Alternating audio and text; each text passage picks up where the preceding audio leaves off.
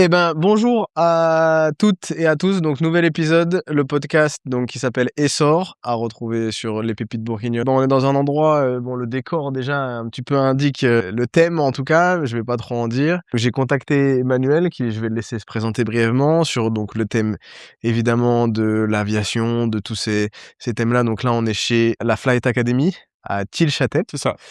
Qui nous reçoivent hyper gentiment. Là, je trouve l'endroit trop stylé. Avant toute chose, j'ai contacté Emmanuel qui a gentiment accepté de venir présenter son activité, son parcours, comment il en est venu à faire ce qu'il fait aujourd'hui. Donc, Manuel, est-ce que tu peux te présenter pour ceux qui ne te connaissent pas, s'il te Bien plaît? sûr, donc moi c'est Manuel, j'ai 45 ans, j'ai une fille de 12 ans, je suis télépilote de drone professionnel pour la société Aeropix, pour laquelle je suis le gérant et propriétaire. Donc société qui a été créée il y a 12 ans par Olivier Loiselet, que j'ai rencontré sur une prestation à l'époque où j'étais simplement photographe. À l'époque, il m'a fait quelques prestats de télépilote drone, parce que moi je faisais pas de télépilotage à l'époque. Puis les choses en emmenant une autre, j'ai passé mon brevet de télépilote, j'ai commencé à faire de la prestation de drone et l'idée de racheter Aeropix pour son départ en retraite est venue gentiment à force de travailler ensemble. Et donc en octobre 2024, il a pris ses fabuleux droits à la retraite. Il m'a laissé l'entreprise, les rênes de l'entreprise que j'ai repris depuis. Bon, le drone, c'est quand même pas très commun. C'est une activité qui se démocratise de plus en plus. Mmh. Et aussi, de par les pépites bourguignonnes, on a de plus en plus de personnes pour qui, dans les idées de contenu, ça peut faire sens d'ajouter du drone. Donc là, aujourd'hui, l'idée, c'est plus de comprendre comment t'en es venu à entreprendre, comment ça t'est venu de faire du drone. Il y a de plus en plus de sujets autour des espaces aériens aussi, de manière générale, discuter un petit peu de cet univers-là. Quelle est la première fois où tu te dis, OK, c'est un univers qui m'intéresse Alors moi, je suis passionné de photo depuis tout petit. Ma maman était une photographe assidue, ce qui nous permet d'avoir maintenant des souvenirs assez dingues. Donc j'ai toujours été passionné de photo. Est venue facilement l'idée de me mettre à mon compte et de devenir photographe professionnel. Je suis un geek, donc je suis passionné de technologie. Et donc forcément, quand les premiers drones ont commencé d'émerger, je me suis intéressé un petit peu au sujet. Alors j'ai acheté un premier drone sur un site chinois que j'ai un peu galéré à faire piloter parce que c'était pas des choses très performantes. Je me suis intéressé de plus en plus au sujet, le matériel a évolué et puis c'est venu gentiment comme ça à me dire effectivement pour mettre un petit plus à ma presta de photos et de vidéos au sol, de pouvoir mettre des images aériennes via Olivier Loiselet qui me faisait des prestats au début, donc qui me faisait mes images aériennes quand moi je pouvais pas piloter à l'époque. Puis de par une activité annexe, puisque je suis aussi sapeur-pompier volontaire. Est-ce que tu me dis, ouais. Donc en 2020, les pompiers de la Côte d'Or ont décidé de mettre en place une équipe de télépilotes. Donc j'ai postulé pour intégrer l'équipe de télépilotes et en Ouais. fait c'est via le biais des pompiers où j'ai pu vraiment intégrer de manière sérieuse le monde de l'aéronautique et des drones en particulier. Et donc du coup, voilà, passage du brevet de télépilote, du brevet de télépilote pour la sécurité civile, et puis après, investissement dans du matériel, et puis on propose la presta et on se passionne de plus en plus pour la chose. Et donc je suis l'évolution du matériel, je suis l'évolution réglementaire, parce qu'on est en plein bouleversement de la réglementation Les en ce drones. moment, puisqu'on était sur une réglementation nationale jusqu'à présent. Et là, cette année, donc l'année 2025 est une année de transition, où on a en parallèle les anciens comme moi qui sont encore en réglementation nationale, donc qui peuvent continuer de travailler en réglementation nationale, mais les nouveaux télépilotes qui, eux, doivent passer un nouveau brevet que j'ai passé l'année dernière, qui est calé sur une réglementation européenne cette fois, pour uniformiser dans tous les pays d'Europe la même réglementation. Et donc cette année de transition où à la fois on peut travailler sur des réglementations nationales ou européennes au choix, mais à compter du 1er janvier 2026, on devra tous passer sur la réglementation européenne. Donc abandonner nos façons de voler nationales pour passer sur cette nouvelle réglementation. Et d'où ma présence ici aussi, puisque c'est ici à la Flight Academy que j'ai passé la passerelle entre la réglementation nationale, donc l'ancienne réglementation, et la nouvelle réglementation, puisque c'est ici que j'ai eu des mises à jour, des nouveautés sur la réglementation, et j'ai pu passer après donc en visio le nouveau brevet de télépilote, le certificat d'aptitude télépilote spécifique. J'aide la Flight Academy en tant que jury pour amener d'autres personnes à passer cet examen et à entrer dans la discipline. Trop bien, plein de... Voilà. Pour nous situer un petit peu, du coup, la première fois que tu commences à t'intéresser à celui-là, c'est en quelle année à peu près? On est en 2016-2017, 2016-2017. 2016-2017 où j'ai investi dans mon premier tout petit drone de loisir et puis j'accroche et j'achète un premier drone un peu plus conséquent où je me sers exclusivement en loisir. Donc pour le coup, je peux pas proposer ça sur mes prestats parce que n'étant pas télépilote pro, je peux pas vendre mes images. Donc je peux que voler en loisir, donc voler dans la campagne, pas survoler de personnes, pas en agglomération, enfin beaucoup de restrictions parce que le télépilotage de loisirs est très restreint. Et c'est au moment où je rencontre, ça fait 1 ou 2 ans que je côtoie Olivier Loiselet et Aeropix, et donc là, voilà, où je m'intéresse un peu plus en détail à la discipline.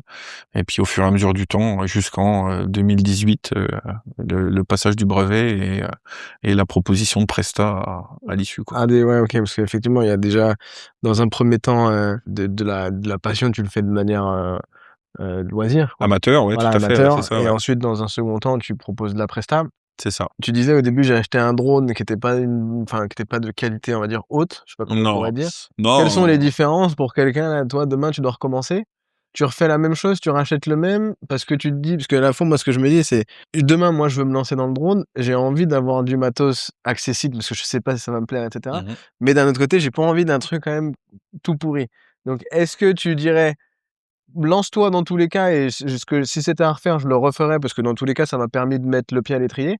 Ou est-ce que si tu pouvais te donner un conseil au manuel d'il y a quelques années, 2016-2017, tu lui dirais non, peut-être mets un petit billet supplémentaire et renseigne-toi sur telle Alors caractéristique? pour le coup, c'est compliqué parce que à l'époque,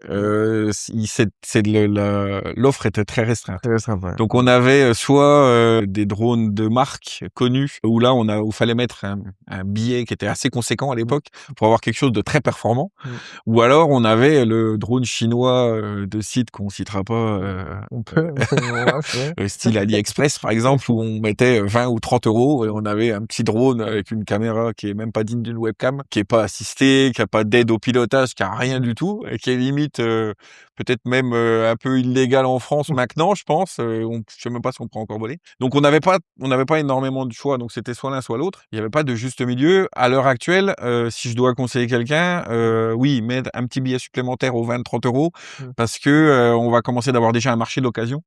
Qui est assez conséquent. Si c'est pour faire du loisir, on peut se passer des nouvelles générations. Donc on peut prendre un drone qui a 2, 3, 4 ans en arrière et qu'on va quand même trouver à des tarifs assez accessibles sur Internet d'occasion.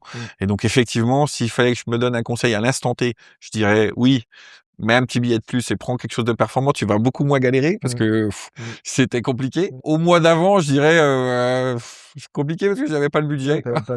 Donc je pense que je referais la même. Mais effectivement, aujourd'hui ça a tellement évolué, il y a tellement une offre qui est très très large.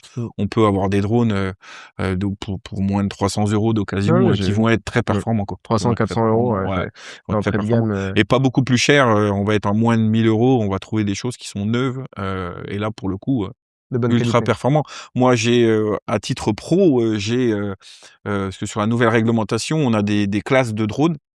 Et il y a une nouvelle classe qui a été instaurée, qui est la classe C0, qui normalement à terme, alors pour l'instant, on est encore un peu sur la transition, donc on n'a pas vraiment de texte de loi qui le décret d'application, mais à terme, ce drone en C0 qui va faire moins de 250 grammes, qui est donc un tout petit drone, on va pouvoir voler nous en tant que professionnels en agglomération sans avoir besoin de faire de déclaration préalable. Donc là, on sera plus sujet aux 5 jours de délai de déclaration obligatoire, et donc ça va pouvoir nous permettre de faire des prestats la veille pour le lendemain, d'être plus facilement lié à la météo, où des fois on prend une semaine à l'avance, la météo ça a le temps de changer, donc c'est un peu compliqué à gérer. C'est des drones qu'on va trouver aux alentours de 1000 €, mais qui vont filmer en 4K, qui vont avoir de la stabilisation, qui vont avoir toutes les aides au pilotage qu'on peut trouver maintenant sur ces drones-là, qui vont être tout petits, donc super faciles d'emport, dans un sac à dos, tout petit sac à dos. On va pouvoir tout mettre, la télécommande, le drone, les batteries, et au final avoir quelque chose de très très facile d'utilisation.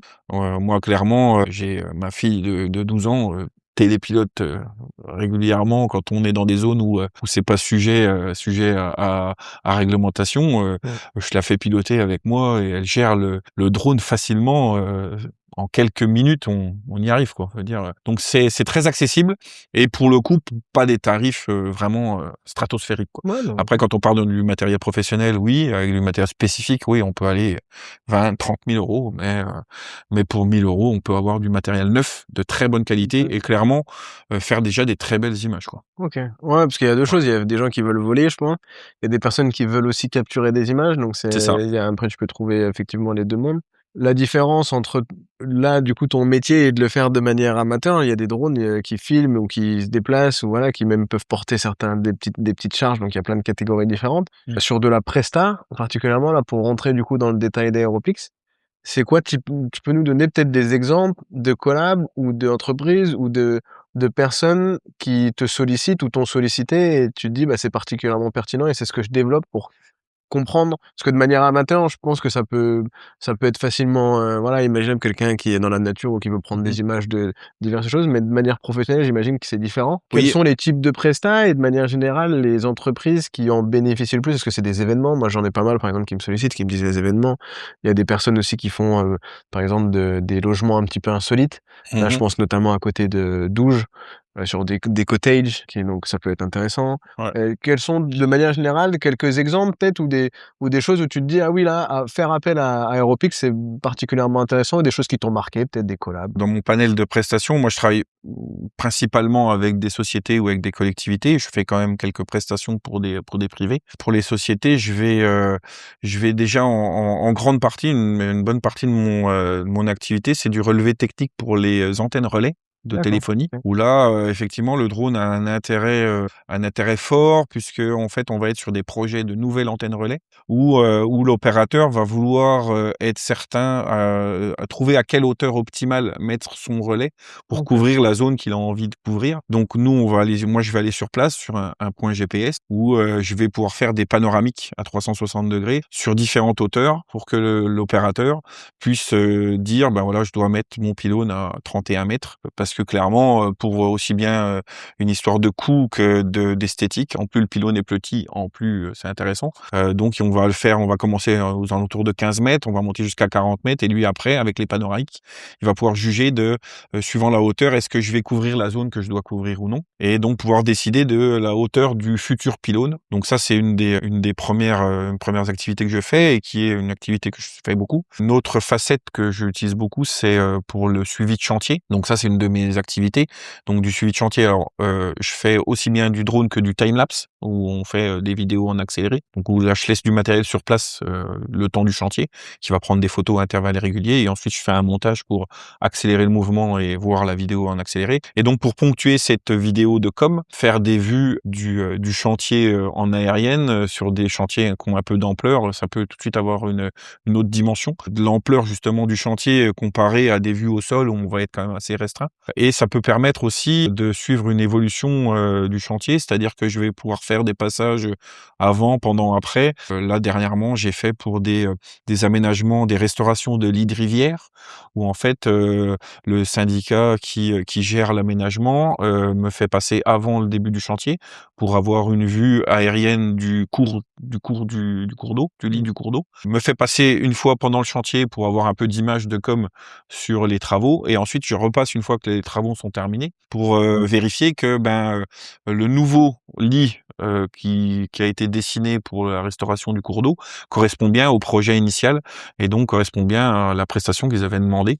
Donc entre guillemets une certaine vérification. Et là où ça peut effectivement, je rejoins ton avis sur les lieux insolites, sur la mise en valeur de biens immobiliers ou du patrimoine. Dernièrement, pour la mairie de Marigny-le-Caouet, qui a une église qui est vieillissante, donc ils cherchent des fonds pour pouvoir la restaurer, donc pour pouvoir mettre en avant cette église et l'intérêt historique de ce bâtiment, a fait appel à moi pour faire une vidéo et des photos pour montrer malheureusement dans ce cas-là l'ampleur des dommages qu'a subi l'église avec les années Mmh. et le besoin que nécessite cette église à être restaurée et donc à trouver des mécènes et des fonds pour pouvoir aider cette petite commune à trouver le budget pour pouvoir faire une restauration correcte de ce bien historique, quoi. Donc effectivement, ça peut voilà, mettre en valeur certains biens immobiliers, certains bâtiments historiques. Et aussi, je fais aussi un petit peu d'aide à l'expertise sur des assurances pour pouvoir voir les dommages sur des toitures, par exemple, donc de la photo de toiture pour vérifier suite à une tempête de grêle ou un orage s'il y a beaucoup de dommages ou pas sur la toiture. Donc ça permet d'éviter de mettre en place des nacelles ou des choses qui sont toujours un petit peu plus compliquées à mettre en place, de faire un check-up photo de la toiture. Ça permet à l'expert d'avoir un visu beaucoup plus rapide et beaucoup plus précis que de faire un tour en nacelle, quoi. Ok, ouais, Voilà. très clair. Bah, je pensais aussi aux événements, là, le marathon des Grands Crus, j'avais vu un drone. Oui. Je pensais aussi à d'autres événements divers et variés, des concerts ou autres qui aiment bien voir le public aussi. Donc, tu as Ouais, c'est vraiment ça, ouais. plein d'aspects divers et variés. Bah, dernièrement, j'ai fait, j'ai une association à côté de chez moi, donc qui est l'association Rose Espoir, qui fait une marche pour Octobre Rose, pour lutter contre le cancer du sein, et qui très régulièrement se lance des défis pendant leur marche. Et donc alors, c'était il y a 2 ans en arrière, ils ont fait un soutien-gorge géant en fait avec des gens qui se tenaient la main en fait en réalité. En fait, ils ont attaché plusieurs soutiens-gorge entre eux pour pouvoir en faire une grande bobine, et en les posant par terre, ils ont dessiné un Ah, ok. soutien-gorge énorme. Donc forcément, la vue aérienne nécessitait, pour voir le résultat final, il Être en fallait une vue hauteur. au drone. Ouais. Et cette année, avec la commune de Montaut, ils ont fait donc le ruban rose d'Octobre Rose, avec des gens qui avaient des bonnets roses, qui avaient acheté des bonnets roses, et donc on les a mis en place et on a dessiné le ruban rose. Donc forcément pareil, pour avoir une belle vue de ce beau défi, bah, il fallait le drone pour pouvoir immortaliser depuis le ciel Ouais, ce ruban rose géant, quoi. il y a plein de trucs que tu peux faire. Ouais, Il c'est y a ça. plein d'événements, il y a plein de choses. Et donc, là, aujourd'hui, demain, moi, je veux me lancer dans le drone. J'y connais rien. Pas d'un point de vue pro, hein, d'un point de vue un petit peu amateur. Ouais. Qu'est-ce que tu me recommandes? Quels sont les choses à éviter ou les choses justement à faire? Alors les choses à éviter, c'est déjà de pas se renseigner, parce que clairement, ça reste quand même un objet, alors là pour, clairement pas du tout, une histoire de concurrence ou quoi que ce Mmh. soit. Enfin, le particulier qui va s'acheter un drone pour lui, ne va pas m'enlever de la clientèle. Donc clairement, c'est pas sur ce point-là, mais on reste quand même sur un appareil qui vole, qui peut avoir des problèmes techniques, hein, comme tout, donc qui peut tomber pour une faute de pilotage, pour un problème X, et qui peut tomber sur quelqu'un et forcément, éventuellement, blesser quelqu'un. Donc quand même déjà au minimum se renseigner de ce qu'on a le droit de faire, pas le droit de faire. Il y a aussi une autre facette qui est quand même l'espace aérien, il est partagé. Les drones ont droit d'aller à certains endroits, n'ont pas droit à aller certains d'autres. Mmh. Les avions ULM, pareil, on est stratifié, chacun à ses hauteurs de vol, à ses lieux de vol. Donc, avoir un minimum, se renseigner un minimum, parce que clairement, là, demain, on veut acheter un drone, on va dans n'importe quel magasin ou sur Internet, et puis Mmh. en 24 heures, ce drone, il est dans la boîte aux lettres. Mais on a un gros manque en France de communication sur qu'est-ce qu'on peut faire ou qu'est-ce qu'on ne peut pas faire en loisir, parce qu'en loisir, malheureusement, on est très très limité, quoi. Mmh. L'agglomération, faut faire une croix dessus. On peut éventuellement, sous certaines circonstances, voler au-dessus d'un terrain privé, mais il faut pas dépasser une certaine hauteur. Enfin, c'est quand même très contraignant. On peut voler hors agglomération, mais il faut faire attention de pas être à proximité d'un aérodrome, de pas être à proximité d'un aéroport, de pas être à proximité d'un lieu sensible. Les espaces naturels sont certaines fois Mmh. interdits de vol. Les bases militaires, on a des couloirs aériens pour les avions militaires, ce qu'on appelle une RTBA, qui peuvent être pour le coup quand c'est des couloirs qui sont actifs ou non, suivant si les militaires ont besoin de faire des exercices ou non. Mais quand ils sont actifs, ils peuvent être actifs jusqu'au sol. C'est-à-dire que normalement, les avions doivent pas descendre en dessous de 150 mètres, mis à part à proximité d'un aérodrome, où là, bien sûr, les phases de décollage et d'atterrissage nécessitent qu'ils descendent plus bas. Mais dans ces couloirs aériens réservés à l'armée, les avions peuvent descendre très très bas, puisqu'ils peuvent. Voilà, le couloir il est actif à partir de 0 mètre. Donc c'est des choses qui sont actifs ou non suivant les journées. Donc il y a possibilité de le savoir sur Internet. Tout le monde peut savoir si le couloir est actif ou non. Mais voilà, s'il est actif, ben c'est quand même assez judicieux de pas faire voler un drone si un Rafale passe, qui potentiellement pourrait le prendre dans un réacteur. Même si on a un petit drone, ça peut éventuellement faire des dommages un peu irréversibles à l'avion. Donc voilà, il y a un peu de réglementation à connaître. On trouve facilement les infos sur Internet. On peut se rapprocher d'écoles comme ici, la Flight Academy, où on a un premier petit examen en ligne qu'on peut passer pour avoir quelques notions d'aéronautique et donc avoir des possibilités un petit peu plus élevées que le simple utilisateur qui achète son drone et qui vole dans sa cour. Donc au moins avoir des bases. Voilà, moi ce que je conseille c'est ça, c'est de se renseigner un minimum. Il y a rien de compliqué en fait au final. La première étape d'examen en ligne faite par la Direction générale de l'aviation civile, c'est gratuit. C'est juste un examen en ligne. Il y a une petite formation avec des petites vidéos explicatives qui expliquent ce qu'on a le droit de faire, qu'on n'a pas le droit de faire. Et derrière, il y a une quinzaine de questions, je crois, de mémoire, et voilà, qui découlent des leçons d'avant. Et clairement, ça va vous prendre 1 heure et demie, 2 heures peut-être maximum sur Internet. Et derrière, vous allez recevoir un petit diplôme qui va déjà voilà prouver que vous vous êtes intéressé au sujet, que vous êtes sensibilisé aux choses qu'on a le droit de faire, pas le droit de faire, lesquelles il faut faire attention. Ça reste quelque chose qui est un peu dangereux, hein. Un drone qu'on prend sur la tête, même s'il est pas bien lourd, s'il tombe Non, même de sur une 30 ou voiture, 50 sur mètres, ouais. ça peut faire des dommages. Donc ouais, voilà.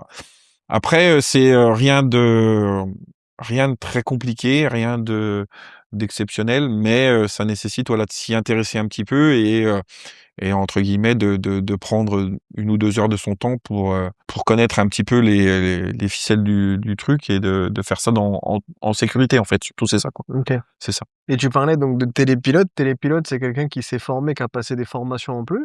C'est ça. En fait, il y a plusieurs niveaux, dans le nouveau scénario européen, en fait, on a 3 niveaux. Donc on a ce premier niveau dont je viens de parler qui est Accessible. accessible à tous gratuitement en ligne et qui va nécessiter voilà une mini formation et un petit questionnaire derrière. Ensuite, on a le cran juste au-dessus qu'on appelle le BAPD, donc c'est le brevet d'aptitude au pilotage de drone, nécessite un petit une allez, une connaissance un petit peu plus pointue. Où là, on va aborder un petit peu d'aéronautique, un petit peu d'aérodynamisme, un petit peu de météo, voilà ces choses-là. Mais ça reste quand même assez facile d'accès.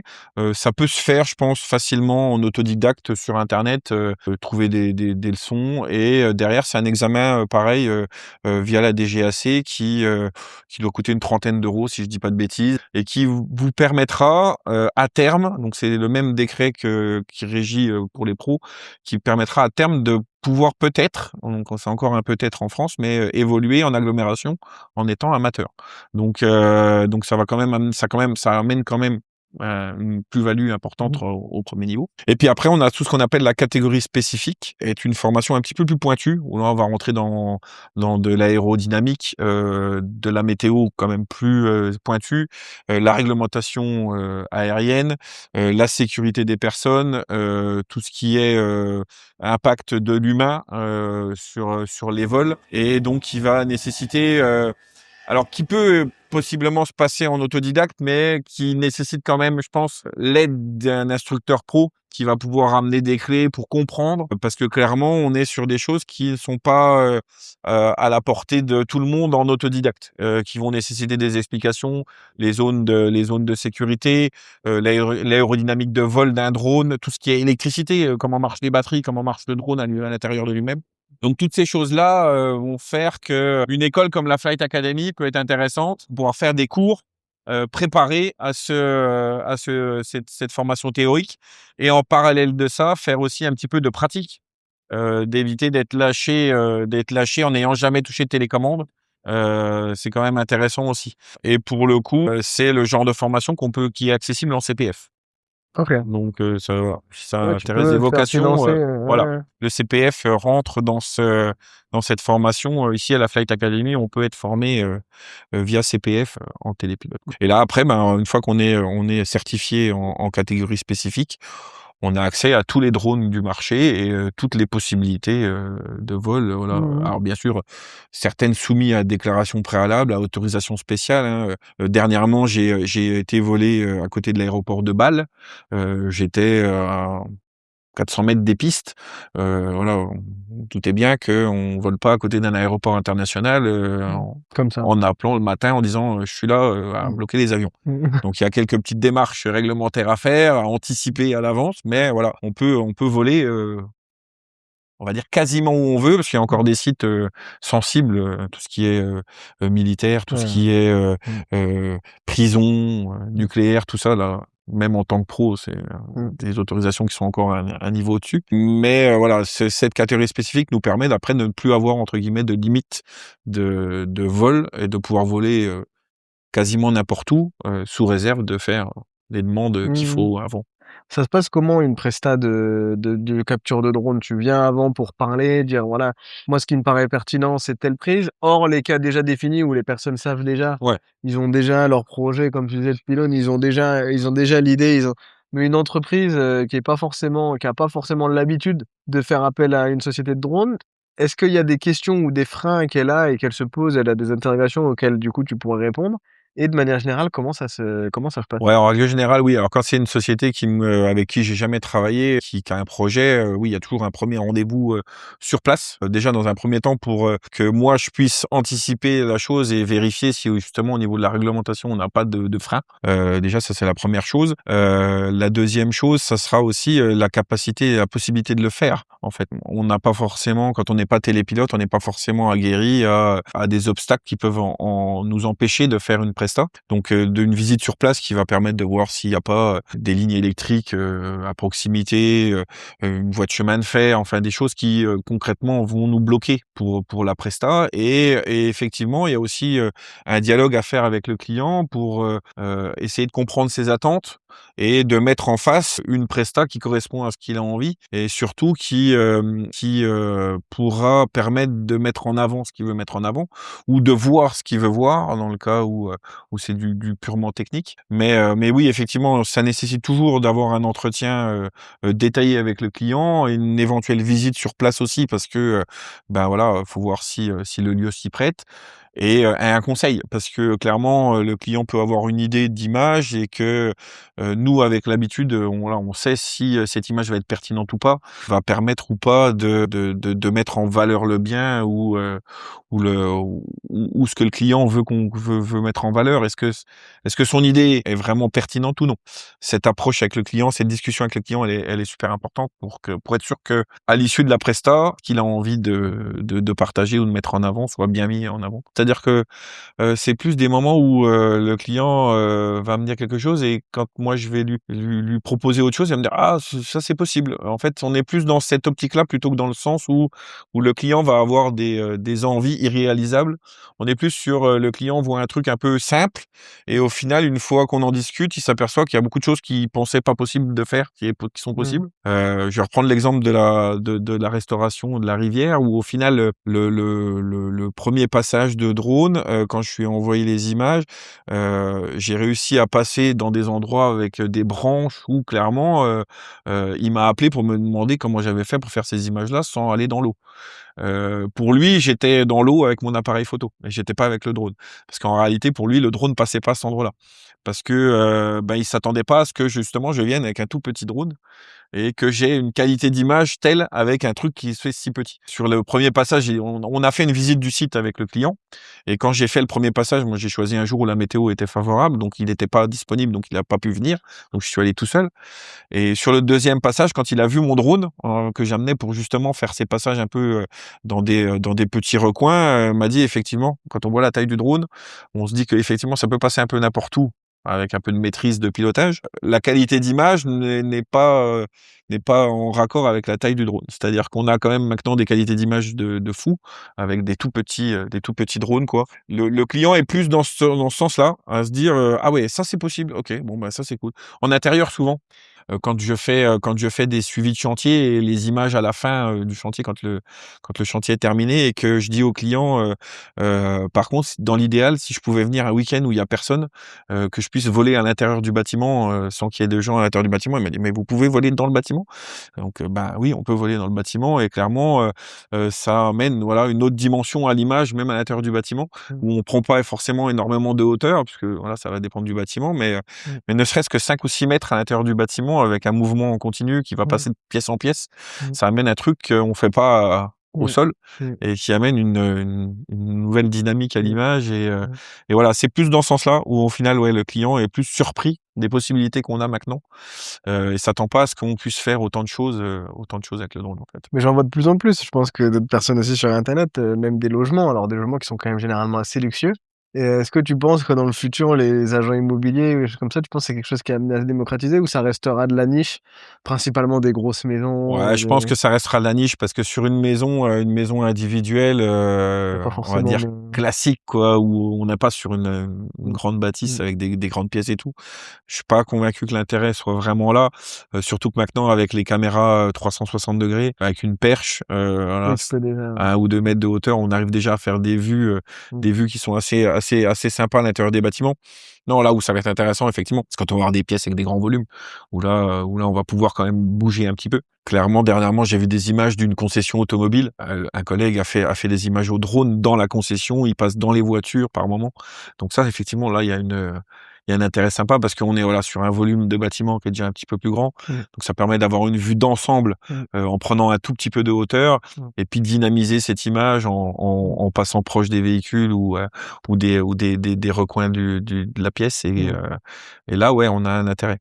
Sur des bâtisses plus modestes, je pense que, ouais, ça va rester de la niche mmh. et qu'on n'aura pas un développement. Comment tu vois Aeropix là dans les mois, dans les années? Ou est-ce qu'il y a des projets en particulier qui te branchent? Tu parlais des choses avec le pompier. Est-ce que Ouais. tu peux rentrer un peu plus dans le détail du coup, tes prestats de pompier, puis même de manière générale Aeropix, comment tu Ouais, veux alors Aeropix enfin, continue dans sa lancée. J'ai fait une formation d'imagerie thermique, mmh via le drone.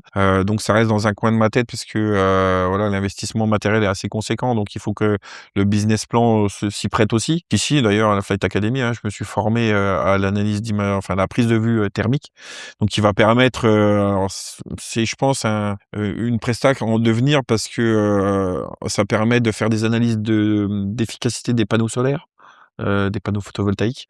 En fait, ça met en évidence les cellules, abîmées, par un échauffement. En fait, voilà, les cellules qui produisent moins, s'échauffent et donc avec l'imagerie thermique, on arrive à montrer les panneaux qui sont, moins efficients.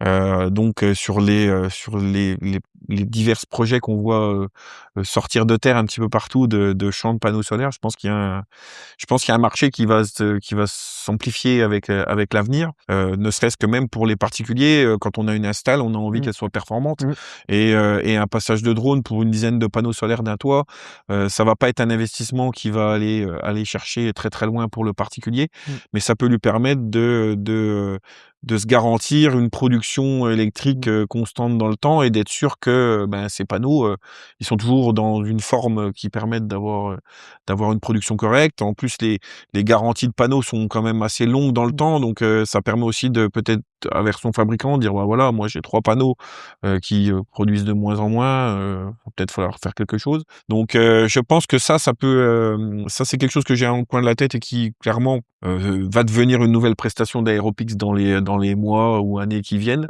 de proposer cette presta, d'analyse thermique.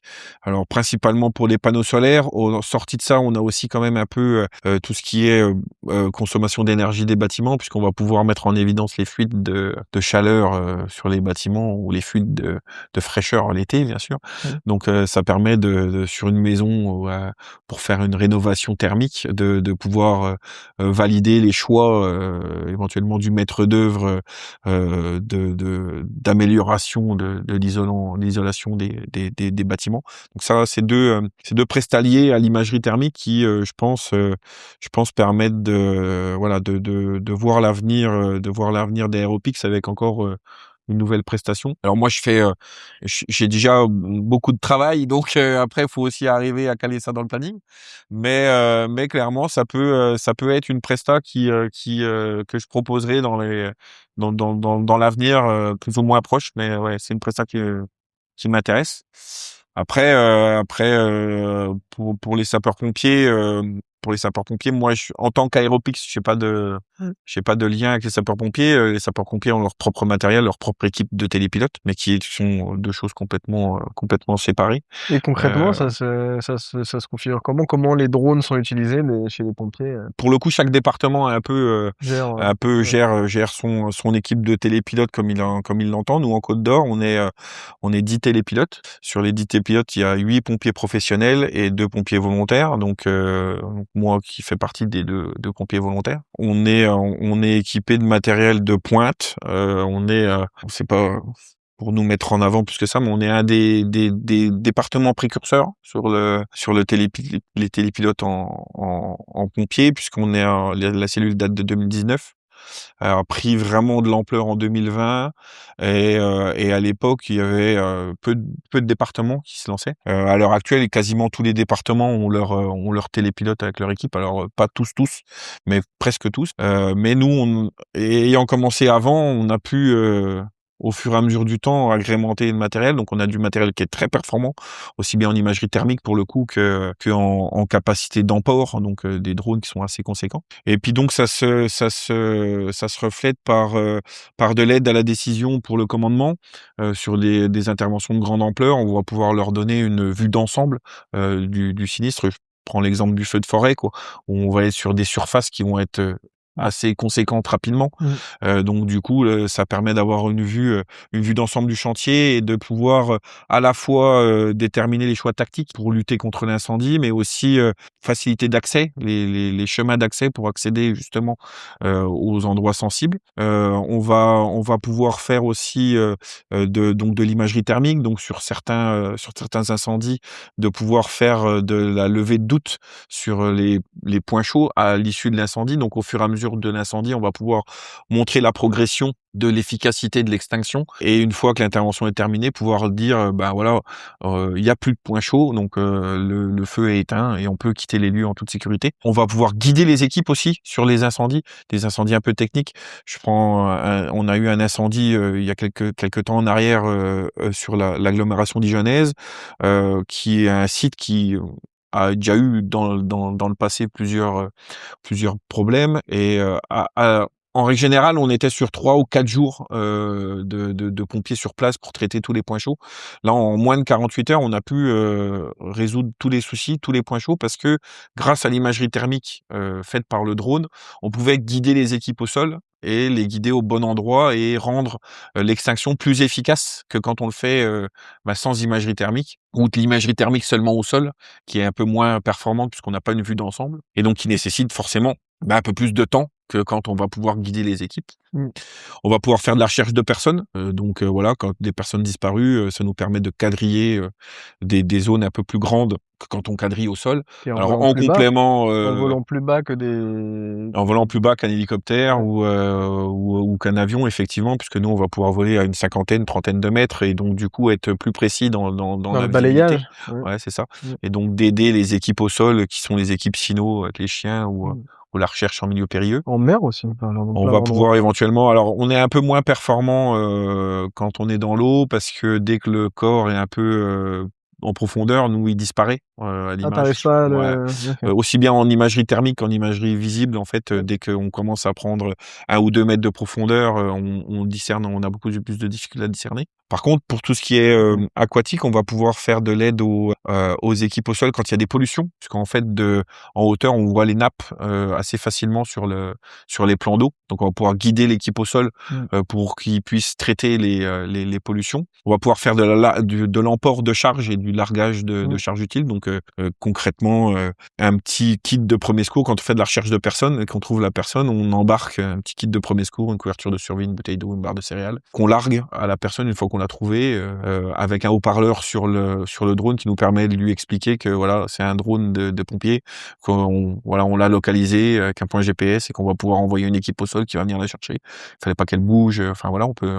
rassurer la personne via une communication. On peut faire de l'éclairage de zone. On a des gros spots à LED qu'on équipe le drone et donc sur des justement en milieu aquatique ou l'équipe de sauvetage en milieu périlleux qui va faire de l'escalade ou du sauvetage sauvetage en falaise, qui sont clairement cantonnés à leur frontale. On va pouvoir se mettre en stationnaire derrière eux et leur éclairer la paroi rocheuse pour qu'ils puissent travailler dans le confort. Du calcul de surface et de la topographie, donc pouvoir faire des avant-après sur une évolution de certains sinistres. En fait, on a un panel de possibilités qui est assez grand. On découvre de nouvelles choses. Là, dernièrement, on a fait du comptage de bétail qui s'était suite à un incendie, qui s'était sauvé d'une étable, et donc pour savoir s'il restait éventuellement des bêtes à l'intérieur de l'étable ou si tout le monde était sorti.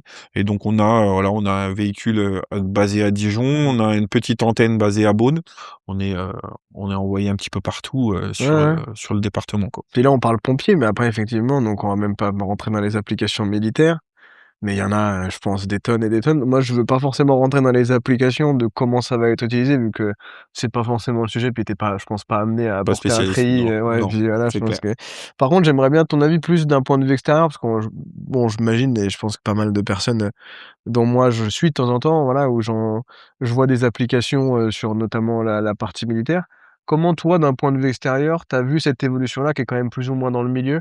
Est-ce que tu as vu des choses où tu t'es dit: «Bah oui», enfin, moi, un des premiers trucs que je me dis, c'est un drone, ça peut tirer, clairement. Je veux dire, ça peut devenir une arme, Ouais, tout à fait. Bah, donc c'est déjà une c'est arme. déjà une Ouais, arme, c'est déjà voilà. une Je me dis, arme ça en peut aussi larguer, comme tu disais, des bombes, des choses. Est-ce que tu as vu ou est-ce que même de manière générale, il y a des choses d'un point de vue extérieur où tu as vu certaines choses évoluer? Sur la partie réglementation aussi, qu'est-ce que tu en penses? Alors moi Des j'ai vu tendances qui se dégagent, une évolution folle avec la guerre en Ukraine. Là, je pense ouais, que ça a été malheureusement un gros déclencheur mmh de cette évolution, parce qu'on voit dernièrement, j'ai vu un reportage sur YouTube sur des groupes de télépilotes militaires ukrainiens qui modifient. Alors maintenant, j'ai même vu un article il y a pas longtemps. Maintenant, ils en sont à avoir des startups qui leur fabriquent des drones vraiment spécifiques. Mais à l'époque, le reportage que j'étais tombé, le militaire avait exactement le même drone que moi, OK. que j'utilise tous les jours. Mais préparé, Mais en fait, ils en avaient un qui était préparé pour faire de la retransmission sur d'autres drones FPV, donc les drones avec les lunettes d'immersive. Donc ces drones FPV étaient équipés d'une explosive? charge explosive, avec un système avec vraiment du bricolage, en fait, hein, un Mmh. système avec des fils de fer qui étaient presque en contact et qui rentraient en contact au moment du choc, Au donc moment de des drones l'impact? kamikazes, en fait. Ouais, c'est ça, parce que j'ai vu, ouais. Et donc pour pouvoir faire porter les transmissions radio plus loin, ils équipaient un autre drone, donc le même que moi pour le coup, avec un relais qui faisait décoller à la verticale de leur bunker, et donc du coup derrière allait faire, voilà, le drone kamikaze sur des tanks, Mmh. sur des Ouais, sur malheureusement des des soldats cibles, et tout, des des cibles. cibles, ouais. Et au final, ouais, il y a eu une évolution très rapide, et effectivement, je pense que ça peut donner des très mauvaises idées à des gens mal intentionnés, parce que Mmh. c'est tellement accessible, aussi bien en coût qu'en facilité d'utilisation. On a des drones qui sont devenus tellement performants, bien que bridés, pour la législation française, ils sont très facilement, Débridable? débridables, Mmh. puisque la plupart, en fait, c'est un curseur à déplacer dans les menus de la Mmh mh. télécommande. C'est même pas une manip à faire un peu compliquée. Par défaut, le drone, il va être bloqué parce qu'on est en législation française à 120 mètres de hauteur.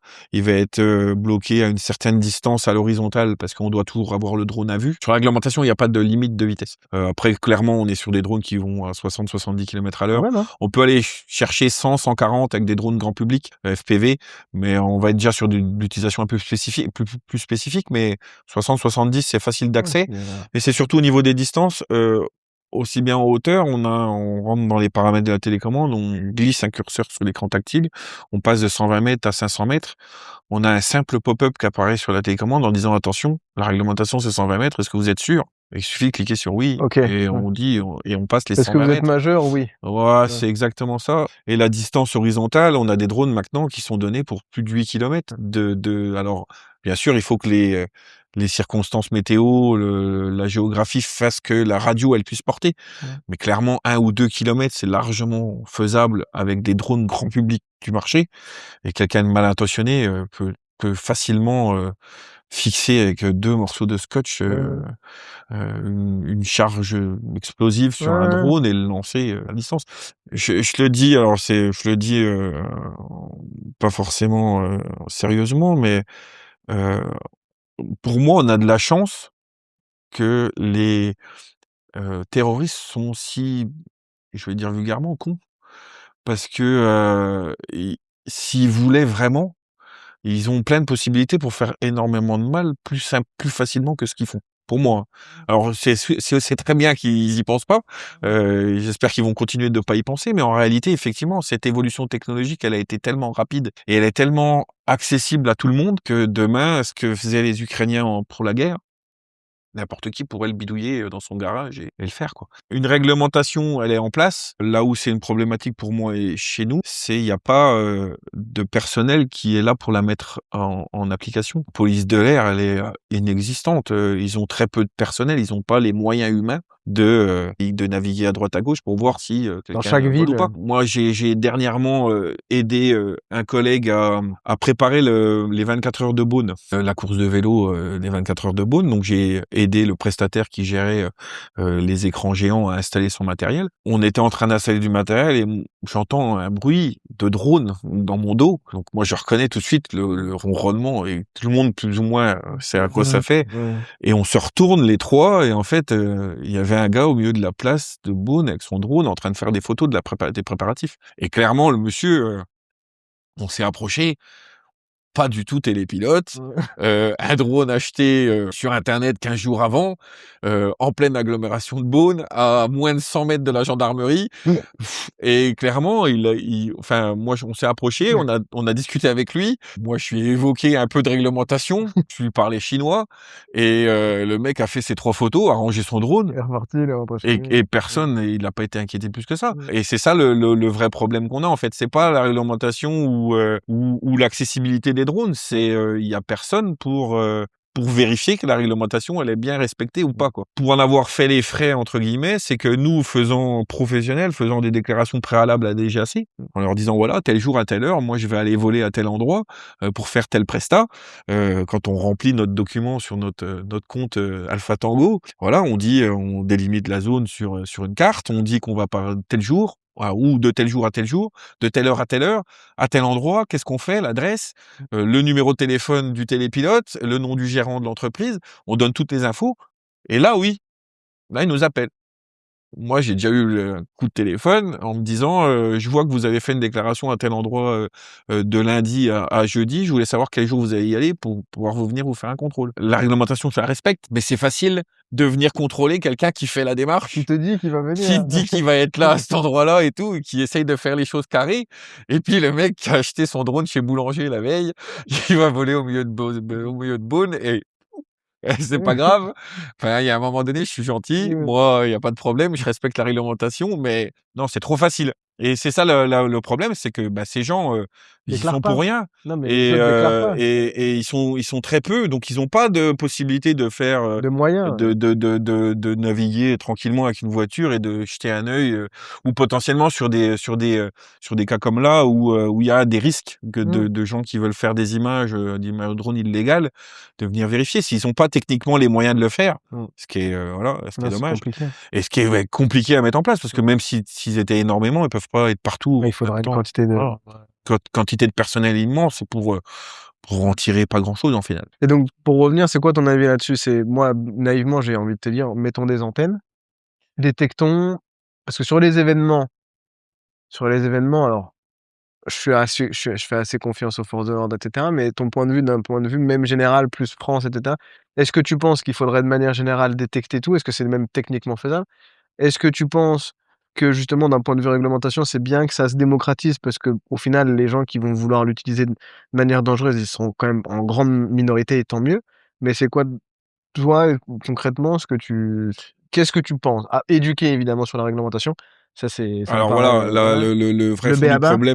problème c'est ça, c'est s'il y avait un petit peu de com, les gens pourraient voler légalement facilement.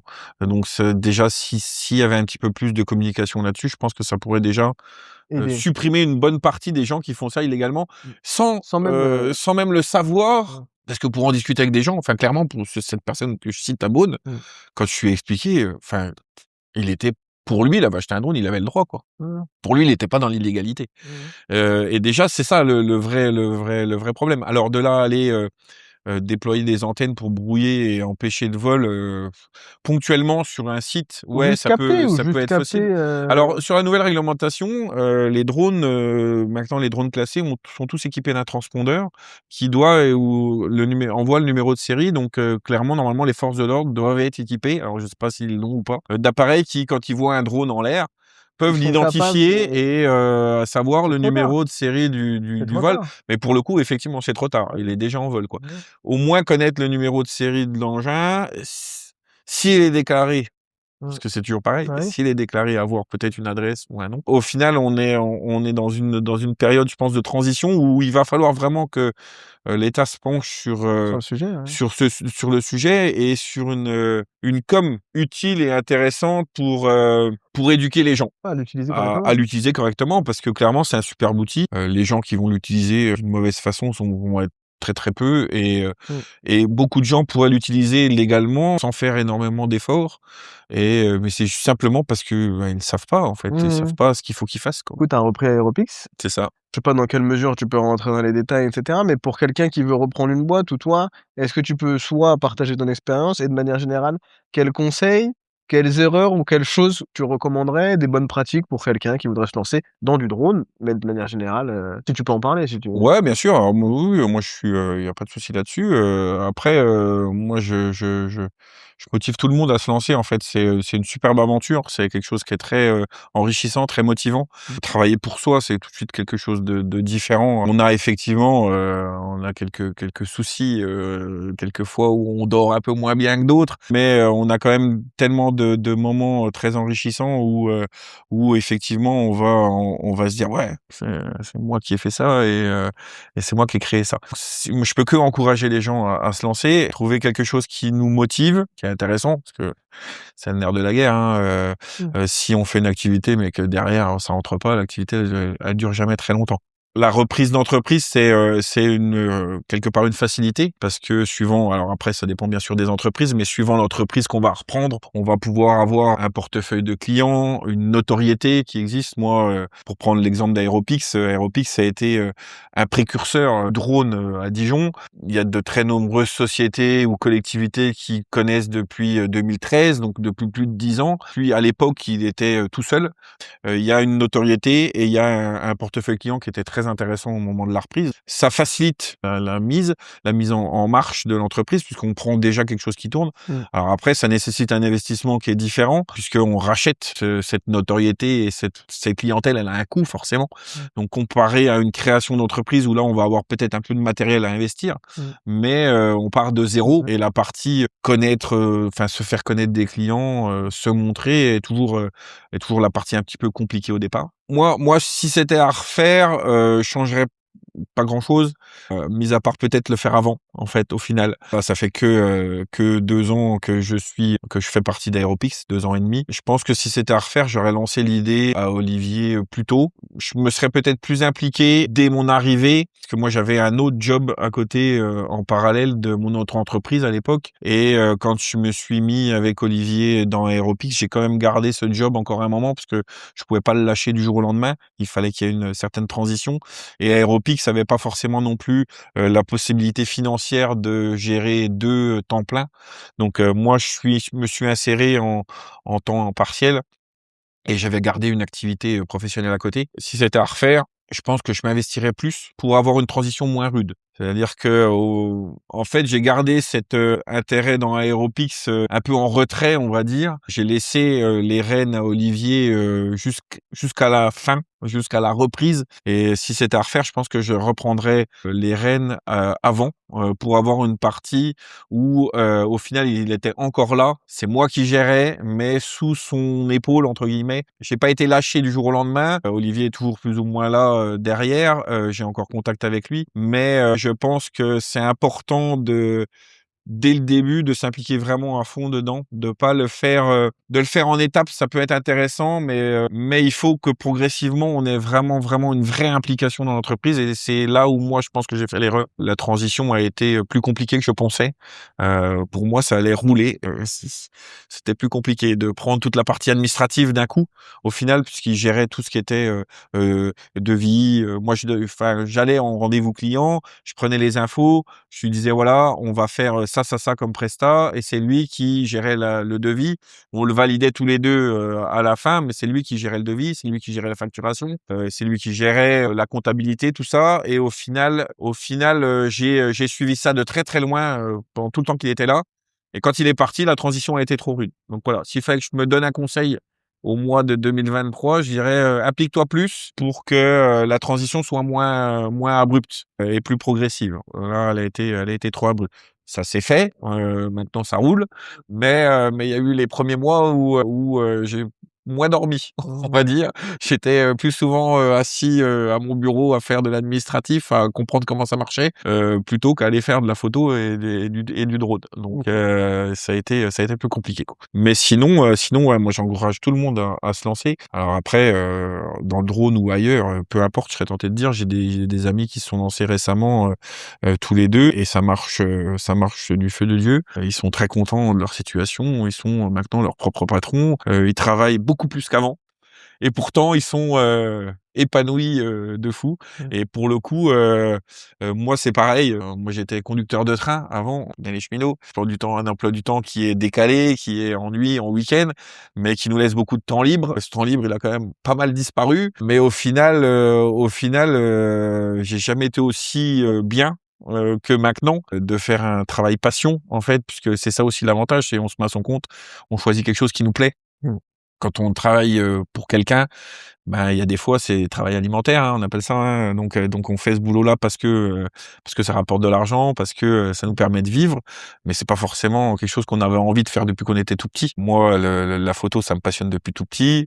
L'aéronautique aussi, j'ai pu concilier les 2. Depuis 2013 que je suis à mon compte, ça m'est jamais arrivé une seule fois le matin, en prenant mes affaires, de me dire: «Faut y aller, quoi». Je suis toujours content d'aller au boulot et clairement, je pense que c'est pas le cas de tout le monde et c'est l'avantage aussi d'être comme ça, c'est de vivre de sa passion et ça c'est inestimable, je pense. Ça prouve qu'il y a tous les modèles. Il y a des modèles où des personnes ont besoin d'un peu plus de sécurité et vont, du coup, prendre peut-être 1 mois, 2 mois, 3 mois, 6 mois à se lancer, à se dire: «OK, j'ai besoin de stabiliser mon revenu avant de pouvoir faire sauter le pas». Je pense que ça dépend aussi beaucoup des profils. Il y a des profils qui vont être plus se dire: «OK, du jour au lendemain, j'ai, 2 3 5 10 15 20 30 000 € de côté. À ce moment-là, j'en ai suffisamment pour pouvoir sauter, dans le grand bain». Je pense que les 2 fonctionnent et après ça dépend beaucoup du caractère de la personne et que ce soit en reprise ou que ce soit en création. Les 2 modèles, fonctionnent. Il y a des personnes pour vous accompagner dans les 2 cas. Si demain, il y a un petit jeune d'une autre région ou même de notre région ou peu importe qui veut se lancer en amateur ou en pro, tu lui dirais quoi? Tu lui dirais: «Let's go, Ouais, achète-toi ouais. du matos et vois si ça te plaît». Sur la partie amateur d'abord et sur la partie pro, qu'est-ce que tu Ouais, dirais? je pense que je dirais oui, lance-toi. Moi, j'en vois beaucoup ici, hein, étant jury de télépilote, 1 fois par mois, en moyenne, je viens ici et on a 5, 6, 7, 8 personnes qui viennent passer le brevet. Clairement, il y en a qui sont là pour le plaisir, mais on a quand même une grande majorité qui sont là pour un projet pro. Ça vient de toute la France et à tous, je leur dis: «Oui, il y a du travail pour tout le monde, il y a des débouchés de plus en plus. Le drone est de plus en plus, sollicité pour plein de choses et il y a une telle diversité de possibilités en fait avec cet outil, aussi bien en audiovisuel que comme je disais tout à l'heure en thermique, Mmh. que même en maintenant en transport, Mmh. en pulvérisation, le nettoyage de toiture, en drone. Enfin on a vraiment, vraiment énormément de possibilités donc je pense que le gâteau, il est assez grand pour que tout le monde, ait une part conséquente, pouvoir croquer, quoi. Mmh. Et oui, je conseille à tout le monde de se lancer parce que si c'est quelque chose qui te passionne, il faut aller dedans. C'est ultra enrichissant et ouais, il y a un potentiel qui est, je pense, encore qu'au début. Et là, le drone de transport commence gentiment à sortir en France. C'est quelque chose qui, moi, je suis persuadé que dans les années à venir, on fera énormément de transport. Il y a des projets qui s'ouvrent de transport de médicaments entre hôpitaux ou entre pharmacies centrales et les hôpitaux pour alimenter. Et ça, c'est des choses entre autres, mais la livraison de colis, ça arrivera, on y viendra. Des hubs répartis, les drones existent déjà et sont qu'au début. Des drones qui ont des portées de 100, 120, 150 kilomètres, pilotables à distance. Donc voilà, la réglementation est en train de se mettre en place. Il y a des choses encore à faire, on est encore qu'au début, mais il y a l'avenir s'ouvre à nous en fait, c'est clair et net. Le drone, c'est quelque chose qui va se développer énormément dans les années à venir et qu'il faut il faut se lancer. Il faut se lancer. Et même en com, on est sur une génération internet, réseaux sociaux. La communication, c'est ultra important. Toutes les sociétés le savent maintenant et la communication via le drone, entre autres. Alors pour le coup, je pense qu'en communication, il faut pas se brider sur le drone, il faut aussi se diversifier au sol, mais c'est sûr et certain que c'est aussi, il y a aussi du boulot pour beaucoup de monde. Il y a tellement de possibilités, en fait, au final, que oui, je pense qu'un jeune, il peut se lancer. Il faut qu'il se lance. Demain, quelqu'un ouvre sa société, se dit OK, je suis formé. Si tu devais en choisir qu'un, tu dirais la com? Moi, je dirais la com parce que c'est mon domaine Moi aussi, hein. et c'est celle que je connais le plus et je pense que c'est aussi la plus accessible pour commencer. L'imagerie thermique, c'est quand même assez complexe. La pulvérisation de toiture, c'est du travail qui nécessite du matériel un peu plus spécifique, donc qui va nécessiter un investissement plus conséquent au départ. Mais la com, je pense que c'est le plus accessible pour mettre un premier pas à l'étrier et se lancer dans l'activité, puis peut-être après soit se diversifier, soit naviguer dans une autre branche, mais pour commencer, c'est celle qui va nécessiter l'investissement le moins important et qui va avoir le plus de possibilités de déboucher en fait à l'instant T, quoi. Et après, moi, j'aurais dit aussi la partie thermique, les panneaux solaires. Je Oui, vois moi, j'ai ouais. bossé, ça fait quand même quasiment 1 an que je bosse avec des acteurs du solaire et je vois que c'est quelque chose Ouais, qui se développe énormément. Ouais, tout à qui est fait. de plus en Et plus pour le coup, demandé. il y a pas encore une offre. Non. Autant on a une offre assez conséquente en com, autant pour le coup en thermique, l'offre est déjà un petit peu plus restreinte et donc du coup le potentiel de client est déjà un petit peu Il y a un créneau, plus ça élevé. Ouais, intéresse les tout à fait. sociétés, ça intéresse les particuliers Mmh. et tu peux faire du récurrent, comme tu disais, avec soit des installateurs, soit des boîtes qui installent Mmh. et peut-être aussi des boîtes, mais certainement qui proposent l'install, généralement proposent la maintenance et ça peut C'est ça. clairement faire partie, une fois que tu en as 10, 15, 20, 30, plus t'es particulier, tu peux faire, à mon avis, un petit service qui est intéressant. Après, effectivement, l'investissement, je le connais pas, donc de l'extérieur, je dis ça, mais je connais pas les tenants et les aboutissants. Le thermique n'est pas non plus un investissement Mmh. autour de 5 000 €. On va trouver des Ouais, c'est quand machines même, déjà qui ouais, mais c'est quand même, sont conséquentes, mais effectivement l'investissement du départ a tout de suite ouais. un Ouais, impact il y a une barrière à l'entrée plus un peu plus conséquent, quoi. ouais. Tout à fait. Non, mais trop bien. Après l'avantage, c'est que souvent les drones thermiques font aussi des belles images visibles. Mmh. Donc ça peut permettre aussi Oui, de de faire les 2. faire les 2, quoi. Pour conclure et pour finir un petit peu sur la Flight Academy, est-ce que tu peux nous présenter un petit peu les différents concepts? Pourquoi toi, tu as accroché particulièrement? C'est Olivier, hein, le fondateur d'Aeropix, qui avait contact avec Gérald à l'époque, qui avait été, Gérald a besoin pour ses jurys de télépilotes d'avoir un télépilote professionnel dans le jury. Donc Olivier le faisait avant que j'intègre Aeropix. Quand j'ai intégré Aeropix, il m'a, voilà, de temps en temps, je suis venu le suppléer. Gérald, donc le fondateur et Flo, sa secrétaire et conjointe, sont des gens ultra inspirants, très solaires, avec le cœur sur la main. C'est un endroit où on se sent tout de suite chez soi en fait.